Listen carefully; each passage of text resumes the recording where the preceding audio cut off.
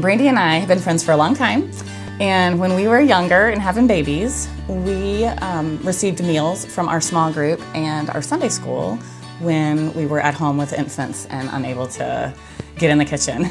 And we loved it and felt blessed by it, but we noticed that there were many people in the church that weren't plugged into a Sunday school class or a small group, and they weren't receiving the blessing and the ministry that we were. And so we decided to start Hands of Grace. There's a verse in the Bible, it's Romans 12:13, and it says, "Share with the Lord's people who are in need and practice hospitality." And that was big on our hearts, and we knew that there were a lot of women in the church for whom it would be impressed upon their hearts as well. And so we started Hands of Grace with that thought in mind. Traditionally, Hands of Grace has been a temporary meals ministry where we provide meals for a short amount of time, maybe 2 to 3 weeks during a life event. But in the last year, God has been growing our heart and our ministry.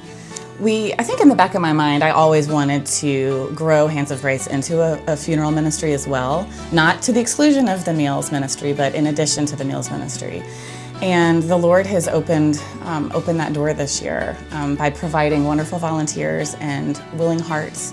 And unfortunately, we've had quite a number of deaths in this church of precious, precious saints. And we've had the opportunity to serve those families through providing either dessert receptions or funeral luncheons, just as a gathering of the family to come together, be together, fellowship, love on each other, and not have to worry about what they're going to eat. We've been able to bless them in this way. And I can't tell you what a blessing it has been to me and to the other volunteers just to be able to serve, but also to get to know one another. There's something really special about serving alongside your Christian sisters.